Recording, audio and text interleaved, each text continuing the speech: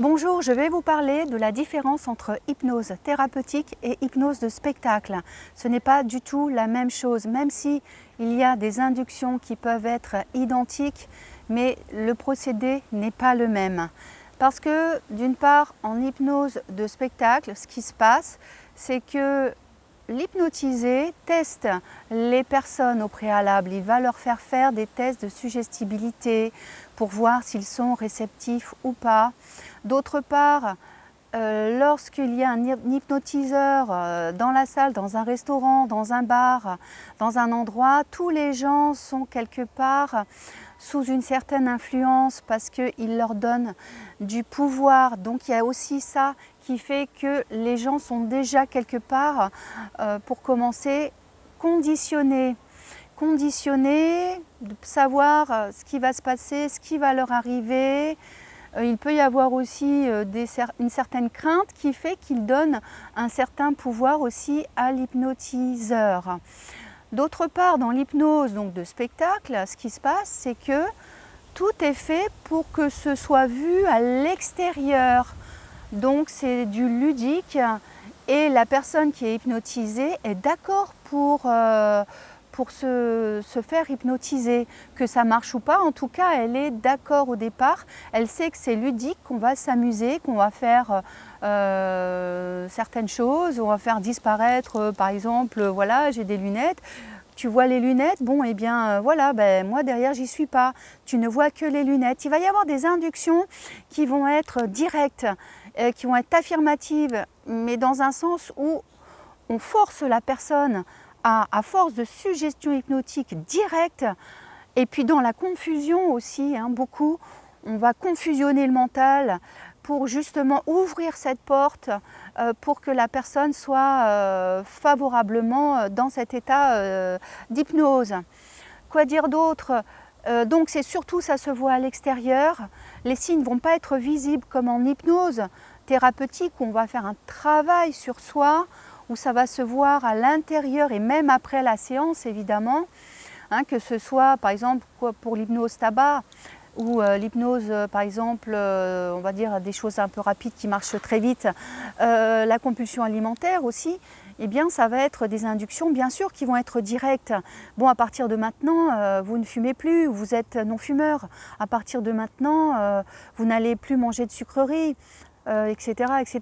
Donc on donne des inductions hypnotiques directes, mais tout cela se fait pour le bien de la personne parce qu'elle veut changer, elle veut vraiment évoluer et ça se voit à l'intérieur. Tout se fait de l'intérieur. Les changements vont se faire de l'intérieur dans l'hypnose thérapeutique.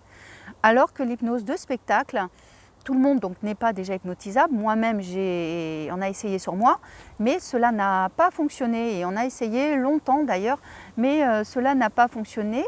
Pourquoi? Parce que tout simplement, même si je voulais jouer, il y a des choses sûrement, puisque je connais comment aussi peuvent rentrer certaines inductions ou d'autres choses qui peuvent, quand on n'est pas là, on laisse la place, il y a une porte, une place à quelqu'un d'autre. Et il peut y avoir des choses qui font que d'ailleurs, quand on remet la personne en état normal, on va dire, de conscience ordinaire, eh bien la personne qui a été hypnotisée, elle a du mal à revenir ou elle peut avoir mal à la tête. Voilà, il faut bien faire attention évidemment que la personne revient bien à l'intérieur. Ça veut bien dire qu'elle a laissé la place et qu'elle est un petit peu partie à l'extérieur puisqu'elle ne se souvient pas des fois. Ça dépend de l'hypnotiseur s'il le dit ou pas, mais il arrive que parfois elle ne se souvient pas du tout de ce qui s'est passé. Et on ne peut pas faire n'importe quoi à la personne, qu'on soit en spectacle ou en thérapie encore moins, bien sûr, mais en hypnose de spectacle, à partir du moment, ou même en hypnose thérapeutique, quand les gens viennent nous voir, on ne peut pas leur faire n'importe quoi parce que tout simplement, et en hypnose spectacle, pourquoi? Parce qu'il y a une certaine loi morale. Donc en fonction de la moralité de la personne et de ce qu'elle est capable de faire ou pas, on ne va pas la faire mettre toute nue par exemple. On peut lui faire imaginer, bon ben, tu vois, tu as des lunettes là, voilà, il y a les lunettes là. Ben, derrière ces lunettes, dès que tu mets les lunettes, ben, les gens ils sont tout nus. Ah ben, effectivement, elle ne va pas mettre les lunettes par exemple, hein, d'accord? Ça on peut le faire en hypnose de spectacle, mais bon, c'est du ludique. Enfin, c'est du ludique, oui, non, mais je sais qu'il y en a qui l'ont fait. Et les gens, bon, bah, c'est quand même parce qu'ils courent partout, après dans tous les sens. Donc non, moi je ne suis pas pour l'hypnose de spectacle. Et d'ailleurs, ça dessert évidemment les hypnothérapeutes et même les médecins qui veulent faire de l'hypnose.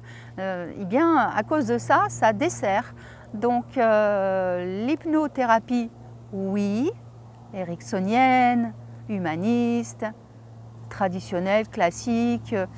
Comment dire, et j'ai même vu, ben oui, de l'hypnose érotique, mais ça ne s'appelle pas comme ça, c'est de l'hypnose tout simplement. Mais c'est dans des cas voilà, de problèmes, voilà, hein, vraiment, hein, internes, hein, d'accord, soit au couple, soit à la personne qui a vécu des traumatismes. Bon. Alors il y en a qui disent maintenant hypnose érotique, mais bon, voilà, j'ai lu ça justement avant de vous faire la vidéo, je me suis dit tiens voyons, est-ce qu'ils ont inventé d'autres choses?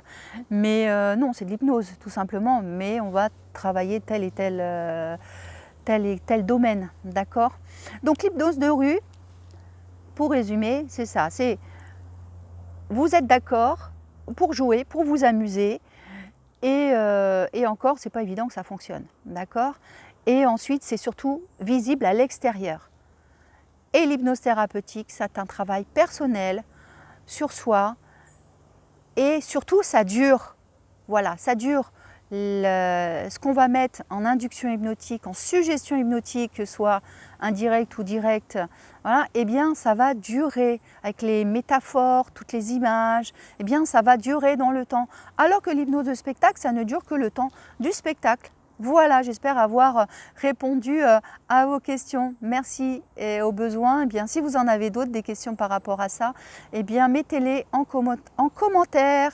Voilà, et puis dans une autre vidéo, je vous parlerai de ce que c'est vraiment l'hypnose, voilà, et de l'état hypnotique. Voilà, merci, à bientôt, au revoir.